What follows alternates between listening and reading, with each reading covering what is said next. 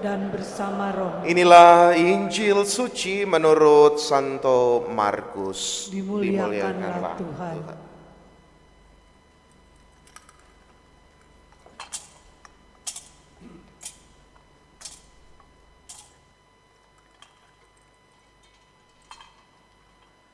Pada suatu hari, Yesus yang telah bangkit dari antara orang mati menampakkan diri kepada ke-11 murid dan berkata kepada mereka, "Pergilah ke seluruh dunia, beritakanlah Injil kepada segala makhluk.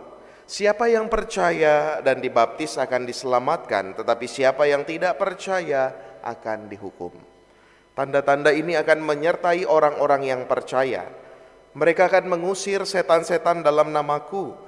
Mereka akan berbicara dalam bahasa-bahasa yang baru bagi mereka. Mereka akan memegang ular dan sekalipun minum racun maut, mereka tidak akan mendapat celaka. Mereka akan meletakkan tangannya atas orang sakit dan orang itu akan sembuh." Sesudah berbicara demikian kepada mereka, terangkatlah Tuhan Yesus ke surga, lalu duduk di sebelah kanan Allah. Mereka pun pergi memberitakan Injil ke segala penjuru, dan Tuhan turut bekerja dan meneguhkan firman itu dengan tanda-tanda yang menyertainya. Demikianlah sabda Tuhan. Terpujilah Kristus.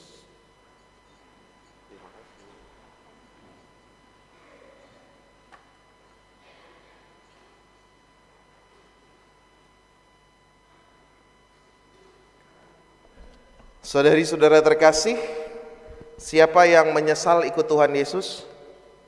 Oh, enggak ada. Menyesal? Kenapa Anda tidak menyesal ikut Tuhan Yesus? Pertanyaannya susah ya, pagi-pagi suruh mikir. Bapak Ibu, gampang saja, saya tidak menyesal ikut Tuhan Yesus. Karena apa? Hanya Tuhan Yesus yang melegitimasi, menghalalkan untuk saya bisa jalan-jalan, ya kan? Kan pesannya sebelum dia terangkat ke surga, pergilah ke seluruh dunia, ya.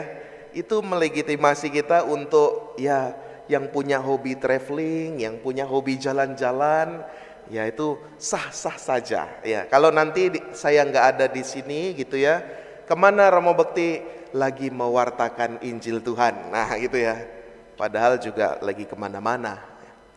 Tapi itu yang menarik ya, sehingga membuat saya sendiri tidak menyesal. Kita membayang-bayangkan ya, pesannya Yesus jelas ya, warisan amanatnya ini jelas, pergilah ke seluruh dunia, wartakanlah Injil kepada segala makhluk. Kita membayangkan kalau 11 rasul itu semuanya orangnya mageran ya, males gerak. Ketika Yesus ada pesan ini, para murid kalau yang males ya, yang enakan di rumah aja deh gitu ya. Ini juga pasti tunjuk-tunjukkan, Petrus, lu aja deh yang pergi, ya saya di rumah aja. Enggak, Markus, kamu aja deh, kamu kan ya seneng jalan-jalan. Enggak, saya mau di rumah aja. Bayangkan kalau para rasul 11 itu semuanya enggak mau pergi.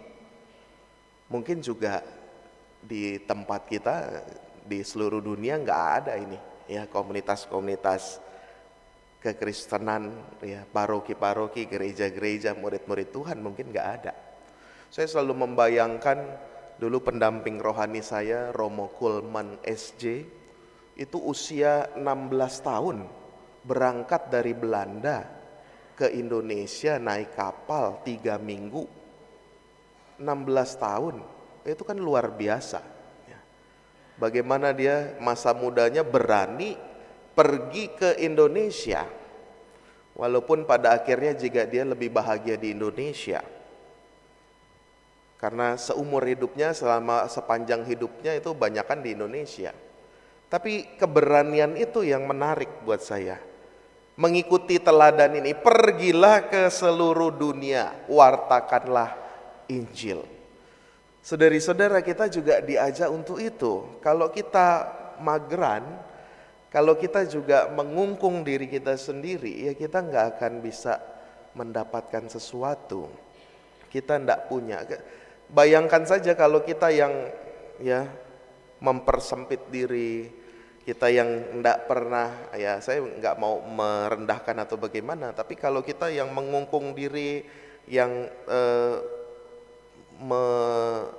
merapatkan diri seperti katak dalam tempurung begitu ya, itu juga akhirnya perspektif, pengalamannya, jaringan relasinya dengan banyak orang juga kan jadi sempit.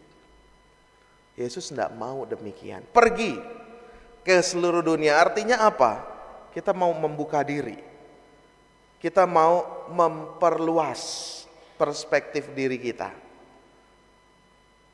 Kalau kebalikannya, kalau menyempit ya justru malah nggak ada apa-apa.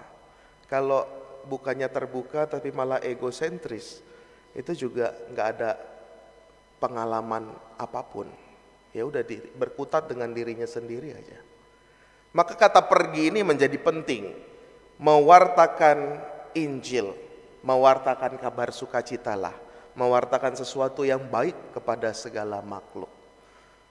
Maka biasanya kan kita juga dilemanya, godaannya kan begitu ya. Ini saya mau melakukan ini, mau berbuat sesuatu yang baik, atau saya ya udahlah biarin aja. Nah, itu kadang-kadang ya godaannya, tawar menawarnya di situ. Maka ini harus kita camkan juga dalam diri kita, jangan jadi yang mageran. Kalau diminta doa, ya saya doa. Itu kan pergi, kita bertindak. Ya kalau diminta sesuatu pelayanan ini, berangkat. Itu pergi. Sehingga kita membuka diri, membuka perspektif, dan akhirnya apa saudari-saudara? Terbukalah ruang yang cukup besar untuk yang ilahi itu hadir. Ya. Jadi bukan hanya sekedar pengalaman dunia ini. Pengalaman misalkan kita jalan-jalan, kita pergi kemana, oh kita tahu sana, bertemu dengan orang ini, orang itu. Bertemu dengan alam Tuhan yang ciptakan luar biasa, enggak. Tapi ketika membuka diri, berarti ada ruang lebih untuk yang ilahi hadir.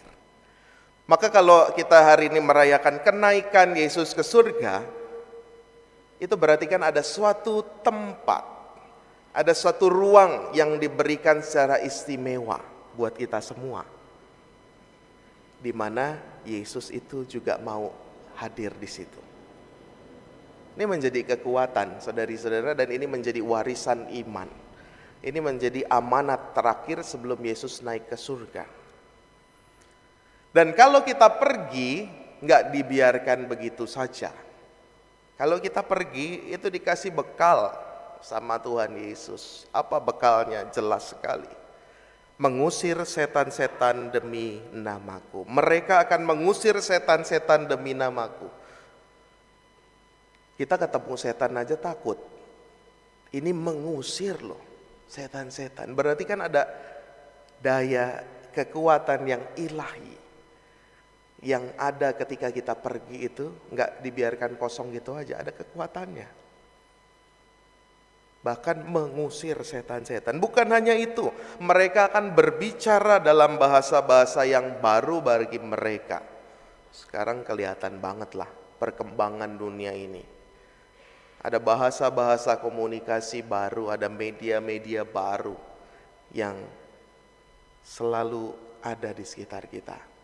Maka ini juga menjadi sarana mewartakan kita. Ada bahasa-bahasa baru. Selain itu apa? Mereka akan memegang ular, dan sekalipun minum racun maut, mereka tidak akan mendapat celaka. Ini juga kita kan kadang-kadang agak-agak seliwer ketika menentukan yang mana racun, yang mana enggak. Kadang kan racun itu enggak kelihatan. Nah itu juga bagaimana kita punya kepekaan itu.